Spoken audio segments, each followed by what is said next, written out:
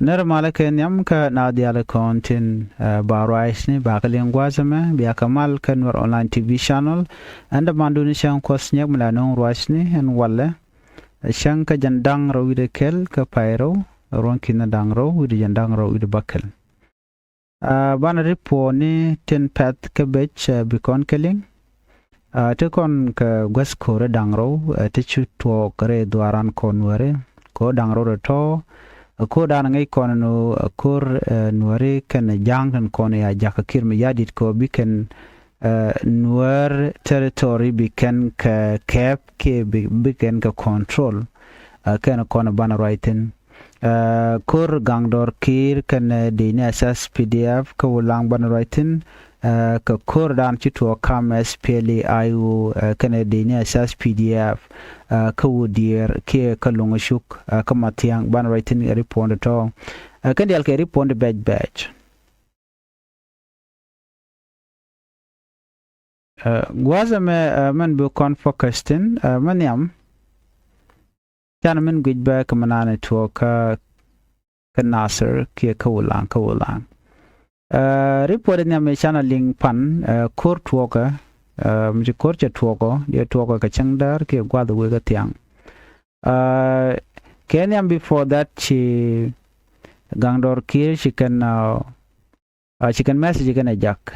chika warning kana to kam kana kuma menterere kenyam chi kana diala content terere jogono di yen warning den che welong ne den content la ordinary people ne rekona shade ne just ne rekona shine karera ko shukume ya berera chicken ga jogo no de yarudun watch rera ga ngwata mo that was the first thing and chicken to ka kor warning ka michigan to bo chicken a jogo no en rami mo mi rera mo gor lat go ne no jin bi jerera chine go rera jene shoot rera kami jerami mamilat kuma ba shi jinde oira bare yak no shi gana to warning mo chu jojo no te ne kane di shayen kane de content rai witi shi la gor no de ka jen ka ku warning mo dan cha to kane shi kan kuma men roi kim ya di de kane shi na jere wich etele warning kane kat teram de jere wich na moni chwa la do ne ro kine de chwa ka yan ano te kane jen chi ka kwa kien chi kan ka ala ka lut kan and then ka kore chwane de tone chwaka kavakan wa kava ko wer keri podin ya me chano so ne me emenyam mi se jojo gwanu shi shawning che chop kan ai kana bon won ko skan den tila den asas pdf re ka jan ulang kan charin tit kan dang ne charo dien tit ngwane tien chicken gatet no ka pol ka kandang ne ke gota kolna toiten mit korten chicken gatet already kan de asas pdf ko ngai kan by anytime de kume spla io de ka magre ya ngai kan sha warning to bolo cha to publicly bolo chaling ne dial manekan ka jiga na pin and then me jiga na disa langwan tin tere witin pen kan ka jen ka yan kan ka wa chu kan ka mo ka dai chu kan ga kep ka dai kan mo ka dai mahne mi chicken ka mo ka dai mahne mo from there ka chu kan ka mo ka ma chu kan ga jogo no ya ma ka ka wa gangdor ki wa ka ma kre ro shu ka jen mi shi ka jen on ka jen report ne me shano wa shi kan de ne spla ayo kan gangdor kiri kan o yan match jawch wa jenu korten mi shi kore to gonden chaka joj re kan ne de kontila ngwane kan ngwane to kan ngwane nuore ten sha influence ko ma kirmi yadit lo ba ko lu shi dong nyin ne tuk duel kan tuk duel duno shi tuk duel kan tuk duel te kon nyin ka wala daw mi shegu jeno e tugdul kan tugdul chejan ne re tie kan ne sha influence kum kirbi adit ne re content re tin kwanu la nak ga tedien ko mi gujira mi shun kel kirm yadi de kan re kon la deje be ko kudien ba nor ba ko le binyo ko nak ka kwa gale displaced no shi de laro kane ka ordinary people ko kane te monitor under kir mi yadi kuna la nak no shi de laro ne me to ye tugdul kan tugdul chi tugdul kan tugdul ne de kono laro je non kane de kono ko yo kir mi yadi kane kono laro je no ne me e tugdul kan tugdul me tugdul kan tugdul de je de kono ngaj boni shala na yeten an ulang la teten banne me shi tugdul kan tugdul ko riken tar kan gapal namani e kuma kirmi yadi te kana yone ne rekonen che jur ko chicken bi jere ko bi ne te ko ken ngana tagrar so ji kono yu tuok mi cha ngene ya ga jo ngene amoy kama ja kan ngane nuore ko chirum ne kan ngane nuore a cha jo ne re cha jo ne go content te politikten ala weekend ne jane ten konen daw jala de ne SSPDF namo mi che jojo si cha ga jo dawich ci dena SSPDF ke report dana chalat wa chicken tiga kajere poli kajere poli ngwadamo ka cha ga cha ka juj and then from there shugurian yomat korean core ano ci report mo chaben are de report te kalit kana je bone ne pan me chalat gwasme chalat no chineti dong shop ke ramkel te ke bon midi ramkel che riar che liu ne doctor ke bodit of course le report no mo pan kana indicate no mi ku kuma spele ayo ki ku kuma mendike mi yadi teten so na me ngoda kana ngach no right now mun to gene ko chi kur mo che to ko che penten re which ka ulang te spele ayo te ka bright side ko Canadian content jo kana re which ke report sha no lat ke jeno chicken ulang ki kana kaf but can more information ngora kan kana ngaj anon kana ngaj so mi shit kana mo ko dong tel information dan chi ben bad ban ngaj no kor mo chato korm deten ajan dana le roda ko smish na chigi nyenke chetegere mcho da larenden la gurjeno baje ngach bad bi ngaj no ne de kon nyen ana Canadian content la neten konen kwa kirmi yadit kwa support kenen ne ko la nore cha joire winya wal so ajan dana le roda so na me amidi na ngach bana mo detail bana ko dik later kwana we ka doro me mishal ka me e Woodier ci Korea Tokten nana Korea Tokten anok ne pan ka je kormo kormedit Woodier te ka lungushuk nana par lungushuk an kormo me je to ka nyam kon jen de ne SSPDF de ne SSPDF kan cha influence no nana chwa nyur bang ka mai wut chwa nyur bang ka lungushuk aka chwa nyur bang ka fagak jan kwanetin konti la SPLA iwo de niken ya joje ka gwenten kon ticketin that with the order dana cha kamke an order mo mi chetuogo ko mi cha yor pinya la ken chirmela kona la ne what if chikir mi yadi te jogono jin wonak damor ki wo joy damor ko tana nyur kan lora gwikirana no dong chikir bi jogurun ena melania ko kir ngai kon dia la tela Simon beto be chekan cheje jago bedam mor bi unak ramadan logo jen kun mana let kim yadi den kan de inde nyam te chanang ke report den nyam sheben de ni cha ko nang she wena kamatiang chukan kuro kulo nyoka muto kana are kuro mo chukan udier yu kana yan match la udier payam udier payam mo cha yan majone yot kan de ne SPLA ayo yot kan ka match chi kor chala kor midit angwada mi ko eto gonden cha ne te ko de ne SSPDF ana cha ga joj mi cha ga jojo ko wukan mangne na ke report ana chalat te ga peng midin mi chi test ne en peg mo karwade ne te hartan chen mangai kona of course bu kona dil ngaje no tele jang te ten chere ga malan to bo ko langbo kan jang kon kanete kon tilan nuare kon kanetin kon tin chunkel ke kir mi yadit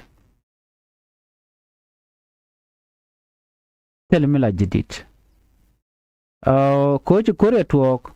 report shanung ana mukwa tok kia kach but what I hate kimen chaling ka chalara ki chaling wadme shineri shop ka jandang wan re kurmo chi ken jenten kurmo di ngi kone peg mi shena mo mi shewe nyala no shina chi kriaten no la bechelong no shina chi kriar ka kane tin konti wijimi ka gad matiang je mangai kone kwala la ni influence ne chin content ku kirmi yadit ngai kono no tene te pai kwan recently ane ro ya kwanya la ministry te ke influence mi di de lonko bi kana bi kan ka ko yo ko janta dan le rod ikan te ke ngwan ken tishun ka kel atumo ikan ka yo the same thing ka ngwan ten content te ka nasar kia ka ulang to moy ka yo no yen we nyenya ne to bai mo ka match bai mo ka day achi share kan ko mi kir mi yadi da mo tu kana kon kan ba kon control and control mo o bet ka power for very long time gwan mo tu koro dan ko kon la wekalia so ka this report kon linga ko lat kon mi shor la re wo shin winemi anetin content cha more information cha kala social media te ga tana ta shi indicate wo ne cha ne ti chop ke 40 people cha yiken cha ka bat gwadan chi SSPDF chicken kuma SPLMIO division 5 and take wudier kalungshu county chicken ka maktin wa gwadan konan to korten long awa short bora kana pakur to gaje ne de laro chirmi tok tiang ko gwadan me kana de wa chuna chu rutin ala kor mi dire long den ka kore chi kuma SPLA yo chi kala no chi kan edite chi kan ka joj no so mo ko link kono gwasme ala lung shuk ko en udier tenir konte la SPLA yo tegeten chi kuma SSPDF shenin gui kan kala threat la jitaren so the plan ode kan ka dil joj la tok chirmo ngai kono men ya me report shanong ne ken yam mobilization da ne shalat no mobilization mo shala ne ken yam ka chimasi ni ka shigaben ano tega ne to kwa mobilization kwa jalat ku kan che man ken ku kan mobilize and kwa SPLA ayo kwa ka joy gwadran teketen na mo udir lat kam ko udir yan gwat anti SPLA ayo ten kalong shu kanti ne de kon lat mobilization katin kon lat karudin right now to quarten pai kwante la minister teketen cause gor kiro be ke gor kano bika kire bi kire gwijen o let kan ladien Ezekiel lol gat kot kana daman ne David Roy gat kot ke report ana chanong wa kanetin kon don lat mobilization ko bi kor beten winami wudier leonathan chemangai kono ko kan dinin kono anang wa kana ka mai wut kana ka somewhere ka pagak kana ka somewhere ka witen kokien wa kan dia wena ka matiang all of them charen collect chicken ka mobilize bo men nganen wore te shakap ka de ka shakap ka mech chika jian chi we ka wudier jan gwadran ko we tokten te message mi cha kula jagwase men o joga ne ideal kon lan nuore special ne kon te ka mai wut e kon te la ngwane nuore ano ye cha use ko me mugore biya da manukun biya kanak chwa rudun jako biya na jita da manukun en kuma kir mi yadit butam patok ko en development me ku development ka bono de kon kir de kon support tel development mi chano ke nyok bo chang tana ka lok dak reng machar ngode kana ne akur kule struggle again but the same way dan kune dia struggle ka jako dar wi dar jalat amulog la rana dak machar chudra law ko jin brara dien biunak ke baju nagare kuramo kadua metalot ngweno dere chong alanwar ade ram mame goro buri are kur ke baur yore kur ke brano yore kur jaram dan dong de te kur kwana la jogono ne na madun gwana jan kit kamana na chalat jumai wunu kwa jumai wut kwa ka congratulate ke kwa ka thanks ne tungwan ko kan karudien min jech bikan no gono ba ka use kiri bi ka jen wu kan maju kan yot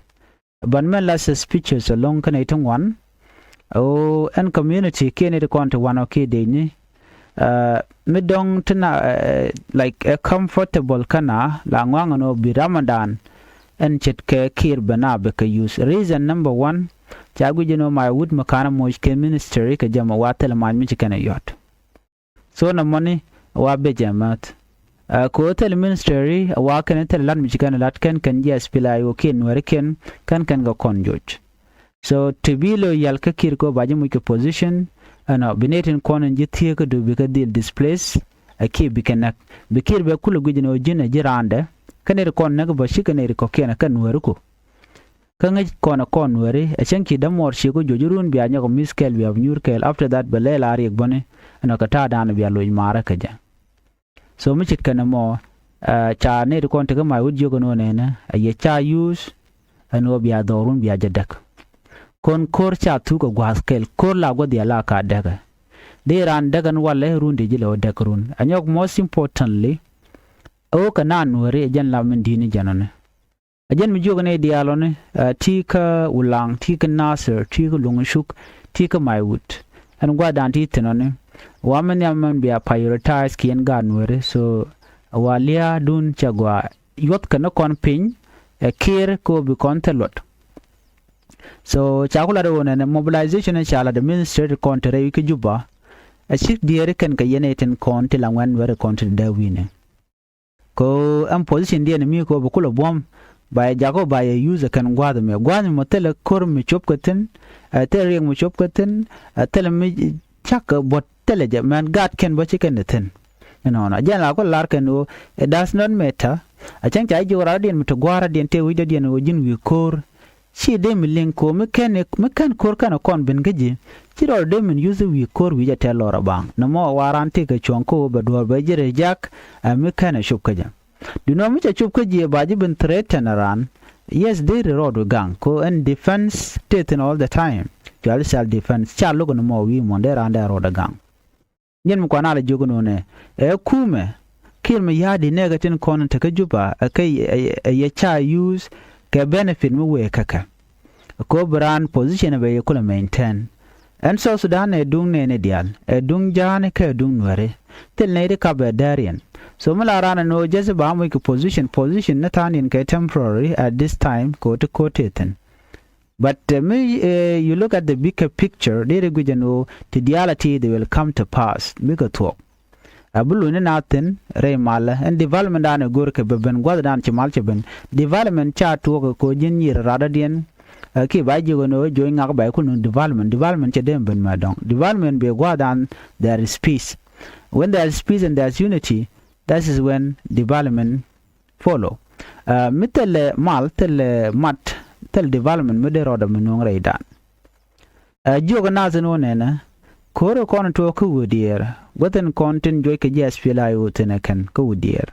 ka chaga nyo joje GSPL ayo one me non stop tel credit me di me kama jijin no run bu don yen no kan yen bu lo ji tarona